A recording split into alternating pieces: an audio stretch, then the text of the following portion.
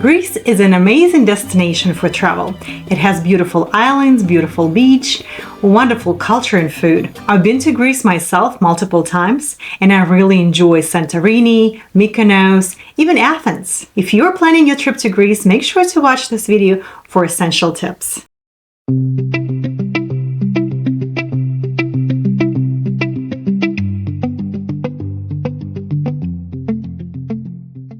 Hi, my name is Veronica. Welcome to my channel. I really appreciate your support, so please don't forget to like this video, subscribe to my channel, click on that notification button so you get notified when new videos come out. Leave me comments or questions below. Let's get started.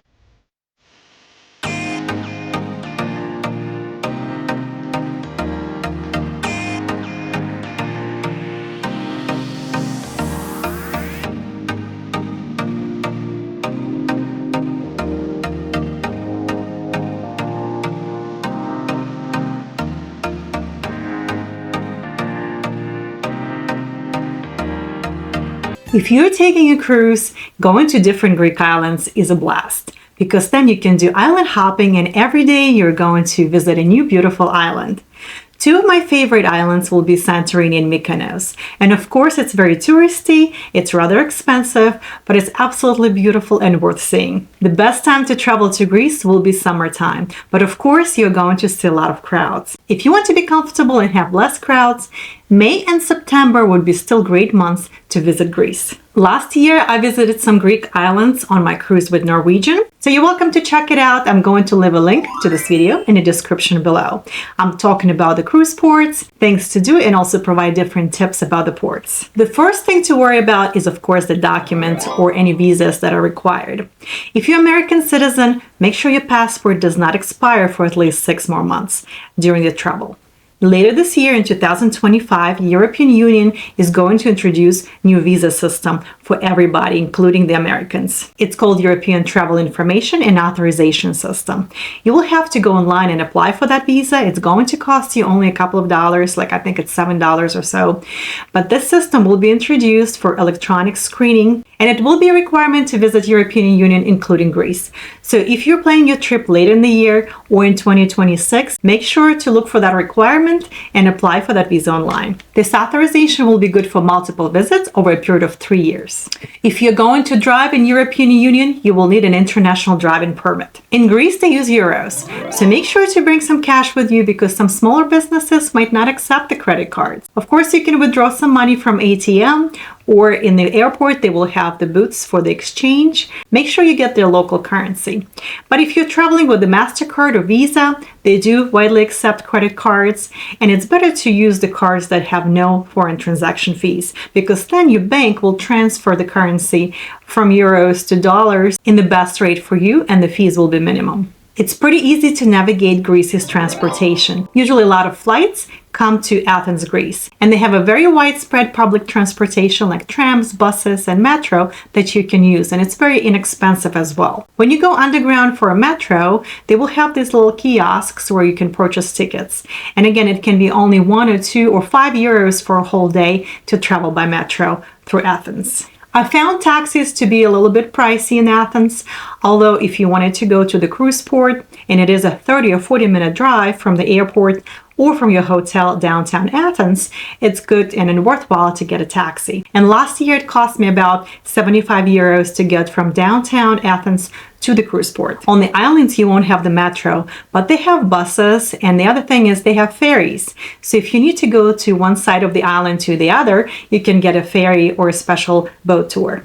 At the local port at Santorini, we were dropped off by the cruise ship, and at the port they had right there different kiosks for the tour companies or tourism. So you could actually purchase a ferry very inexpensively for about 35 to 40 euro to go from that port to Oya, the village that is beautiful and picturesque on the other side of the island.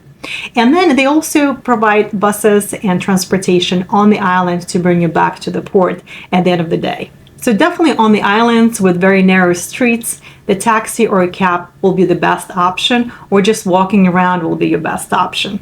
Meals in Greece are very social, so expect to spend good amount of time for lunch or dinner. The service can be slow. People in Europe are not used to be rushed, especially through their meals. Definitely try the grilled octopus, moussaka, different kebabs, different seafood, and desserts are must try in Greece. Tipping is not mandatory in Greece, but leaving a 5 or 10% tip is always appreciated. Embrace the slow pace because most of the dishes are freshly made right on the spot. Health considerations and travel insurance. In Greece, there are public hospitals, but there are also some private clinics. So it's good to purchase health insurance or medical insurance for travel, especially if you have any kind of medical emergencies during that time. Currently, there are no vaccinations required for Greece, but it's good to have just your basic immunizations, especially something like tetanus shot that is good for 10 years. Because if you go swimming, you cut yourself on the rocks, so any of those cuts can get infected, and tetanus shot helps with those infections. If you bring any prescriptions with you or special medications, make sure it's in original packaging. This way you can share it with the doctor if you have to use one of the clinics. The other thing is, if you're allergic to certain things, bring your doctor's notes that can line up all those allergies that you have and what kind of medications you're allergic to, especially in the emergency situation.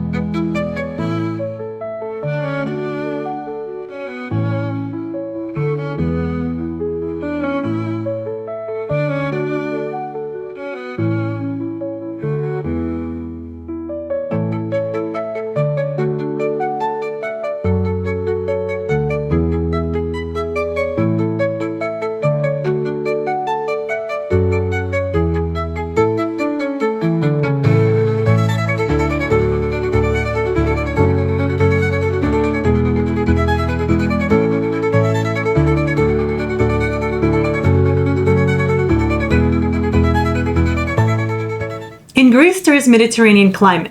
So if you're going to Athens and you would like to visit Acropolis, keep in mind that in the summer it can get really hot. Last year when I visited Acropolis, the temperatures were close to 100 degrees Fahrenheit. So some days Acropolis was closed. So if you're planning a trip, you're purchasing tickets in advance, make sure to check daily when Acropolis can be closed, because when it is extremely hot, they do close it down. Once you go through the gate, you purchase the tickets, but there is really no shade or no places to sit down. So maybe you can bring an umbrella, bring some water with you. There are no cafes, there is no places to hide from the sun. So once you're there, you really cannot escape the sun. Last year, some people even got sick. So Acropolis during the hottest days of the summer were closed. In the spring and in the fall, the temperatures are milder, so it's more comfortable to walk around and visit even the islands. And in the early fall, like in September, you can still swim if you like to go to the beach. If you prefer to go in the winter, it's going to be more rainy, more windy, cooler of course, and less crowds. During the off season, some shops and some local restaurants can be closed, so you might not enjoy the islands as much. When you're packing for Greece, make sure you bring the sunblock, a hat, and even the water shoes, because most of the Mediterranean beaches are rocky, so you can hurt your feet if you're going into the water. You might not have that white sand that you're used to in the Caribbean or in some other islands, so you will have to bring the water shoes. If you plan on visiting religious sites and you want to go inside of one of the churches, make sure you have a scarf for ladies that will cover your head and your shoulders. Some of the dresses that I recommend for ladies to visit Greece will be more conservative, that covers their shoulders and your knees. Maybe it's some kind of midi dress, not too short, no shorts or tank tops. I also made a video about Mediterranean outfits that you can bring with you either on a cruise or on your vacation. So I'm going to leave the link to that video as well, so you can check it out. So how to stay safe in Greece? Greece is generally very safe to travel for solo travelers or female travelers. The only thing you have to look out for is the pickpocketers, especially in the public places where there are a lot of tourists or if there are some archaeological sites and tourist sites. So it's great to use money belt or anti-theft bag and I do have a bunch of them myself. Don't leave your money or documents out in the open. Try to hide them so the pickpocketers don't get to them. Greek people are very curious, so they might be asking you all kinds of questions about politics and some other things. So don't get offended and be honest if you want to. The other thing is, Greek people are very friendly, so if you meet somebody new, they might easily invite you for dinner to their home later in the evening. But if for some reason you feel unsafe, the emergency number in Greece is 112. Greeks by nature are very expressive and loud, similar to Italians. They can speak with their hands. So if the Greeks are making you uncomfortable by trying to hug you, just shake their hand and politely smile, and you will be all right. They will leave you alone. When it comes to internet, Wi-Fi, and connectivity in Greece, it's pretty widely accessible. So if you go to any hotel, bars, or restaurants, you can get on Wi-Fi for free. But you can also purchase a SIM card either at the airport, or if you have a US phone that needs to be unlocked before you can go to the foreign country and purchase a SIM card. You can also look into eSIM card that can also be a little bit easier to use. Universal travel adapter works in Greece just like in all of Europe. Definitely bring one because you will need to charge your phone and any other devices that you're bringing. While visiting Athens, you should look out for scams because it could be some cafes or restaurants that will try to overcharge you for food that you ordered. So check the menu, make sure you understand the price, even convert the price in your currency, maybe it's US dollars, or if you're traveling from a different country, so you know the price of the meal that you're ordering. Because in some places, especially in the touristy places, they will try to overcharge you. So definitely check your bill. The other place where they can overcharge you is with taxis. So I definitely recommend to use licensed taxis or pre-book your taxis via booking.com or some other travel website so you know the price of your ride. And it's not unexpected when they drop you off and they ask for something else. It's good to prepay or know the price up front. There are some traditions that you need to be aware of, especially if you're going shopping or eating out. So a lot of small towns have those small businesses or small cafes that close for siesta from 2 to 5 p.m. in the afternoon. But then when those businesses reopen, they do stay open till late. Sunday closures are also very common except for the touristy areas. As I mentioned earlier, visiting religious sites, you will have to cover your head, your shoulders, and your knees for ladies. And for men, it is expected to remove your hat or a cap. When you respect the local traditions, the locals will respect you back and will welcome you everywhere.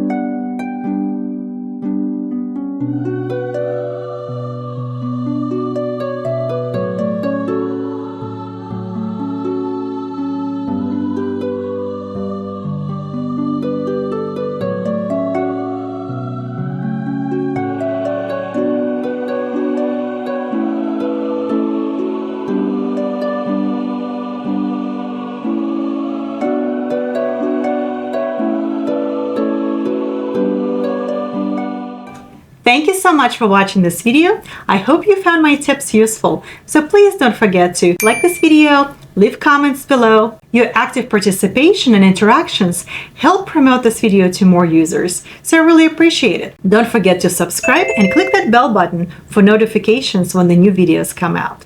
I will see you soon.